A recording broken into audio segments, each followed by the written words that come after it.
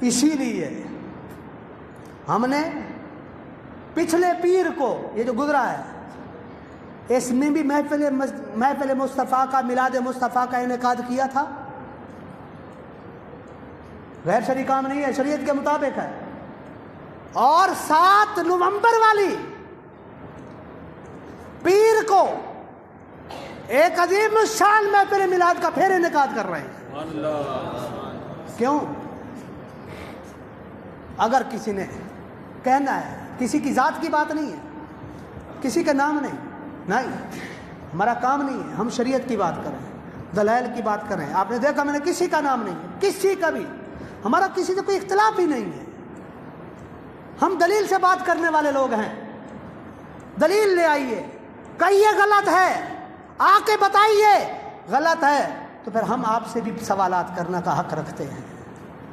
جب آپ وہاں پر منا سکتے ہیں، دعا کریں اللہ تبارک و تعالی ہم سب کے نصیب میں بھی وہ جگہ نصیب فرمائے کہ وہاں بیٹھ کر ہم بھی یہ کریں. آپ نیک کام کر رہے ہیں، ہم بھی اس میں شامل ہو جائیں. مگر ہم تو گناہگار سے، سیاہکار سے، ہم اپنے تائیں یہاں پر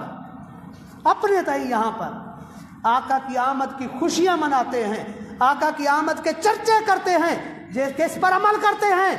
قرآن کریم کی آخری پارے کی سورہ دوحہ کی آخری آیت پر عمل کرتے ہوئے وَأَمَّا بِنِعْمَةِ رَبِّكَ فَحَدِّثْ. جب رب کی رحمت ہو جائے، رب کی نعمت مل جائے، خوب چرچے کیا کرو. ہم سمجھتے ہیں، ہم تمام مسلمان سمجھتے ہیں کہ مصطفیٰ سے بڑی کوئی نعمت نہیں ہے، اس لیے ہم اس نعمت کا چرچا کریں گے. مگر میرے آقا علیہ الصلوۃ والسلام نے ہمیں قیود دی ہیں، شریعت کی قیود ہیں. ان قیود کے اندر رہ کر غیر شرعی کام نہیں.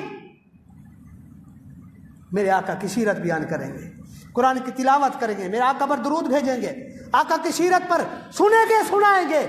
ہو سکتا ہے اللہ تبارک و تعالیٰ کو ہماری یہی نیکی پسند آ جائے. اب تو جو پہلے ہمارے اوپر فتوے لگاتے تھے، اب تو انہوں نے بھی یہی کام شروع کر دیا. اللہ تبارک و تعالی ہم سب کو آقا علیہ الصلوۃ والسلام کی سیرت پر عمل کی توفیق عطا فرمائے. وآخر دعوانا ان الحمد للہ رب العالمین. جنہوں نے